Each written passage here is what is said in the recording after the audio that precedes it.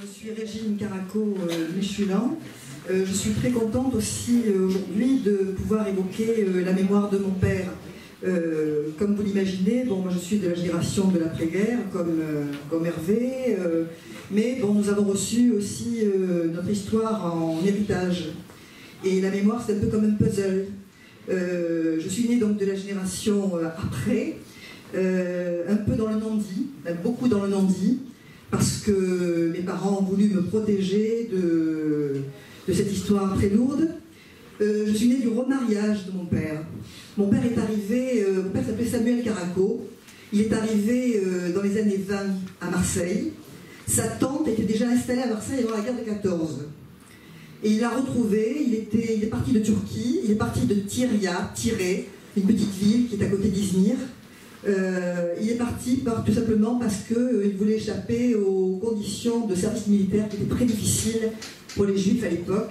Et comme beaucoup de jeunes gens, écoutez, la France, avec la formation à l'Alliance universelle, était une terre d'espoir. Voilà, donc c'était un rêve, et c'était un rêve qu'il voulait réaliser d'abord à Paris, et puis donc il s'est retrouvé à Marseille, chez sa tante, qui l'a accueilli, dans des conditions très difficiles, d'immigrés, tel qu'on peut l'imaginer encore aujourd'hui chez certains qui vivent cette période difficile. Il dormait sur une table, sa tante n'avait pas de moyens, elle lui donnait un petit peu à manger, il a dû chercher du travail, c'était très difficile.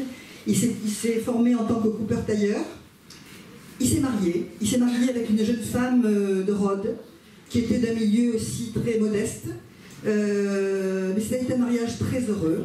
Ils ont eu 2 enfants, une fille, Victoria, un garçon, Jacques, et puis une famille juive, turque, grecque, qui s'est parfaitement intégrée dans le paysage marseillais. Mon père se voulait communiste, il portait la casquette, il jouait la pétanque, il se sentait marseillais, il voulait être marseillais. Et puis la guerre est arrivée, et là évidemment, écoutez, donc, on lui a imposé cette étiquette juive, et l'histoire a fait que sa femme a été déportée en 1943. Elle a été arrêtée dans des circonstances que je connais mal, qu'Albert connaît mieux, justement parce qu'on a voulu me protéger de cette histoire. Je sais qu'elle a été arrêtée alors qu'elle ne voulait pas. Il y avait eu la grande rafle du Vieux-Port en janvier 1943, et je crois, je ne sais pas, Albert va peut-être me contredire, elle voulait porter à manger à des enfants dont elle savait que les parents avaient été déportés. Exact. C'est ça? Voilà. Mon père et les voisins du dessous, qui s'appelait la famille Zavaro, ne voulaient pas qu'elle sorte. On lui avait dit que c'était très dangereux. Et elle a voulu quand même sortir, et elle n'est pas rentrée. Voilà. Et elle n'est pas rentrée, donc mon père s'est retrouvé avec, en s'imaginant peut-être, je suppose, qu'elle ne rentrerait pas immédiatement. Il connaissait les événements du Vieux-Port, puisqu'ils habitaient à côté du Vieux-Port. Il savait que la rafle avait eu lieu quelques jours auparavant. Mon père et sa famille y avaient échappé parce qu'ils habitaient dans une petite tronçon de rue qui prolongeait la Grande Rue, et les barrières, paraît-il, avaient été posées entre la Grande Rue et la rue de la République. Voilà, donc ce petit tronçon où ils habitaient avec la famille Zavaro, qui est une famille juive qui habitait au-dessous, donc de chez eux, non, il n'avait pas été touché. Mais bon, voilà, donc c'était une période très difficile. Et puis mon père s'est retrouvé donc avec 2 enfants jeunes. Mon frère avait 10 ans, ma sœur avait 13 ans, donc vous comprenez que c'est mon demi-frère et ma demi-sœur. Et puis la maman de sa femme, qui était très âgée. Et papa travaillait chez Beaubleu, c'était une famille juive, c'était la famille Gesmar à l'époque. Il travaillait chez Beaubleu, il fallait quand même gagner sa vie. Il a su, alors quand sa femme a été arrêtée, il a su que la maîtresse, je ne sais pas si vous êtes au courant, la maîtresse du commandant de la Gestapo, du chef de la Gestapo, ou du chef de responsable de la commandante Tours, était une Marseillaise qui, contre argent comptant, libérait certaines personnes qui venaient d'être arrêtées. Voilà.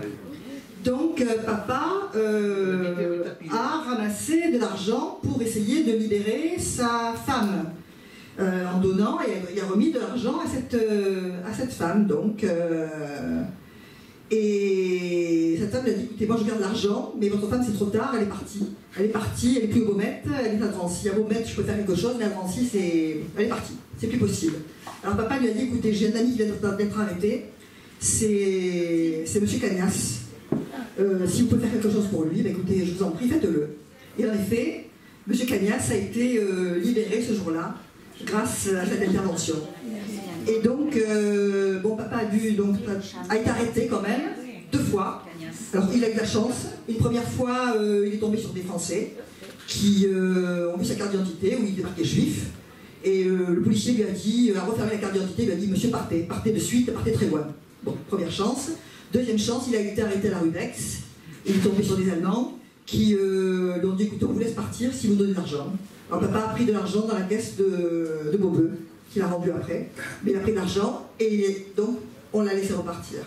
Et puis là où il était, il ne pouvait pas tellement s'échapper, il ne pouvait pas tellement laisser l'appartement. Les Avaros dessous étaient partis à Saint-Laurent-en-Royan. Et papa se faisait enfermer avec ses enfants et sa belle-mère de l'extérieur, la porte enferme par un voisin grec qui était au dernier étage, qui mettait des cadenas, des chaînes à la porte pour faire croire que la famille qui vivait à l'intérieur était partie. Donc le soir, la porte était cadenassée. Et puis un jour, bien sûr, les Français, la police française est venue et a sonné chez eux. En fait, ils s'étaient trompés. Ils voulaient sonner chez les Avaros. Et comme mon père s'appelait Caraco, ils ont fait une petite confusion. Et ils sont montés donc chez les Caraco. Et ils ont sonné. Et puis mon père et ses enfants, on ne bouge pas, pas de bruit. Et ils entendaient très bien la conversation derrière la porte. Et alors un des policiers a dit, mais écoutez, la porte est fermée, hein, il y a une chaîne, les gens sont partis. Et puis à ce moment-là, le carillon de l'horloge s'est mis à sonner. Et vous savez que c'est un carillon qu'on remontait à l'époque, on remontait toutes les, je sais pas, les combien. Et l'autre a dit, ben non, il y a le carillon qui sonne, c'est que la famille est peut-être à l'intérieur. Ils ont attendu, et finalement, heureusement, donc, ils sont partis. Ça a été un grand soulagement, et papa s'est dit, on ne peut plus rester là, la rue Henri Floca, c'est fini. Ils se sont partis se réfugier à la Valentine, chez des Grecs. Alors évidemment, se réfugier chez des Grecs, pourquoi ils parlaient grec? C'était une sorte de... C'était un refuge, parce que bon, ils se faisaient passer pour Grecs. Ils parlaient grec, les Grecs étaient quand même souvent, c'était des amis, ils les soutenaient. Et papa est parti se réfugier chez les Grecs. Et il était, alors, un peu comme dans les films, mon père était musicien, il jouait de la mandoline. Et il tenait à ce que ma sœur soit pianiste. Et voilà que même en se cachant, ma sœur jouait du piano tous les jours. Elle jouait du piano chez ces Grecs qui les hébergeaient à Valentine. Et juste en face, il y avait, paraît-il, un château où il y avait une partie de l'armée allemande. Et voilà que, comme dans les films, écoutez, 2 officiers allemands sont passés sous la fenêtre et ont entendu ma sœur jouer. Et un des officiers, qui était un mélomane, a dit, mais on joue très bien là, je vais monter voir un peu qui joue comme ça. Et donc ils ont sonné. Alors évidemment, au grand effroi de la famille grecque, de mon père, de ma sœur, et l'officier, écoutez, avec l'accent qu'on connaît dans les films ou dans la réalité, a dit, mais qui joue comme ça? Moi, ah c'est vous, c'est la jeune demoiselle qui avait 15 ans, donc à l'époque, ma sœur avait 15 ans. Eh bien, écoutez, mademoiselle, vous jouez très bien, mais moi je vais vous donner quelques conseils, je vais venir vous donner des cours. Et tous les jours, ma sœur a eu des cours de piano de cet officier allemand qui lui apportait des partitions, qui leur apportait du beurre, etc. Et qui haïssait les juifs, bien sûr. Et qui ne s'arrêtait pas de dire, mais moi les juifs, je reconnais à 100 km. Et tous les jours, il adorait ma sœur, donc vous jouez très bien, et vous faites des progrès, etc. Et la famille grecque n'en pouvait plus. Ils étaient morts de peur. Mon père et ma sœur, bien sûr. Alors ma sœur portait une croix. Mon père lui avait acheté une croix, elle portait une croix.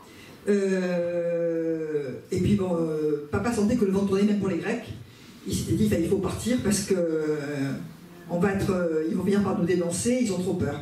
Alors il avait mis aussi mon frère à Saint-Laurent-en-Royan dans une ferme, grâce à la famille Zavaro aussi, qui était à Saint-Laurent-en-Royan. Et mon père avait donc ce garçon aussi de 10 ans.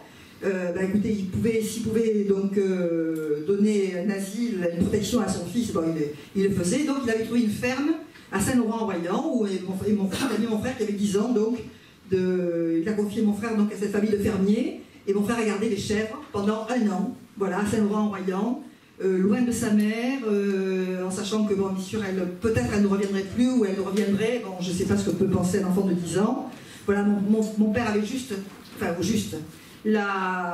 entre ses mains donc sa fille de 15 ans et la belle-mère aussi, voilà. Et puis donc ça a été, paraît-il, une période, bon, bien sûr, comme on peut l'imaginer, très très noire.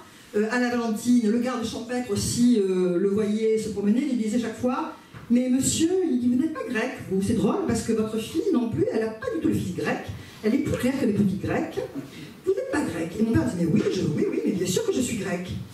Mais c'est drôle, hein, non, on ne dirait pas que je sois grec. Bon, et papa se sentait sans arrêt sur le projecteur de cette menace. Et d'ailleurs, ce garde champêtre, il l'a retrouvé à la fin de la guerre, et il est allé le retrouver spécialement, et il lui a dit, vous vous rappelez de moi? Le garde champêtre lui a dit oui. Eh bien écoutez monsieur, vous savez que vous m'avez fait très peur pendant ces années-là. Ah bon, et pourquoi? Vous vous rappelez que vous me disiez que je n'avais pas le physique grec, hein? Vous vous rappelez que sans arrêt vous me menaciez comme ça? Mais pas du tout, je ne vous menaçais pas. Eh bien moi je vais vous le dire maintenant, mais j'étais juif. Et chaque fois vous me faisiez peur, ah mais pas du tout, c'est pas du tout ce que je voulais dire, etc. Bon voilà, donc une sorte de semi-vengeance. Et je demandais quand même à mon père après, je lui dis, mais papa, est-ce que tu as voulu te venger à la fin de la guerre? Et il m'a dit, oui, d'une personne, c'est cette femme qui était donc la maîtresse du commandant de la Gestapo, de la commandanture. Voilà, je suis allée la chercher, et elle était déjà partie, elle avait déjà fait Marseille. Voilà, et puis donc, mon père s'est remarié, donc la vie reprend le dessus, il s'est remarié en 48. Je suis née en 53. Mon père s'est remarié avec une juive d'Istanbul. Pour ma mère, ça a été très difficile parce qu'elle s'est retrouvée avec un homme qui avait un passé lourd, qui avait perdu sa femme, qui avait 2 enfants et qui avait encore la belle-mère donc avec lui. Et pour ma mère, ça a été quand même, je pense que ça a été une période très très dure. Et je suis née. Et maman n'a jamais décroché l'immense portrait de la femme de papa, de la première femme de papa qui avait été déportée à Auschwitz. Ce portrait était dans ma chambre d'enfant, au-dessus de mon lit. Et je suis toujours née, je l'ai toujours vu pendant mon enfance. Je suis née sous ce portrait, j'ai toujours vu cette femme qui me souriait. Elle est un peu ma mère symbolique, quelque part quand même. Et ma mère m'a toujours dit, et toute petite, elle ne m'a jamais caché la vérité, elle m'a toujours dit, c'est la première femme de ton papa, elle est morte à Auschwitz, ce sont les Allemands qui l'ont tuée. Et j'avais 2 ans, 3 ans, 4 ans, j'ai toujours eu cette vérité en tête. Et en fait, il faut toujours dire la vérité aux enfants, parce que la vérité, l'enfant, même si elle est difficile, cette vérité, il accepte très bien. Il accepte très bien, et en fait, c'est une partie de ma mémoire. Et en fait, bon, finalement, dans tout ça, bon, on peut vous dire que quand même, Auschwitz a laissé des séquelles. A laissé des séquelles très lourdes, pour moi, en tout cas, qui suis de la génération d'après-guerre, puisque je ne suis plus en rapport avec mon frère et ma sœur. Quand mon père est mort, eh bien, le fossé s'est creusé, et je crois que mon frère et ma sœur, donc qui avaient vécu cette période très difficile, n'ont jamais accepté finalement le remariage de mon père, et l'ont peut-être culpabilisé, peut-être aussi de l'arrestation de sa femme. Alors là, il y a tout un non-dit que je ne sais pas, un peu le secret dans lequel je n'ai jamais pu rentrer. Voilà.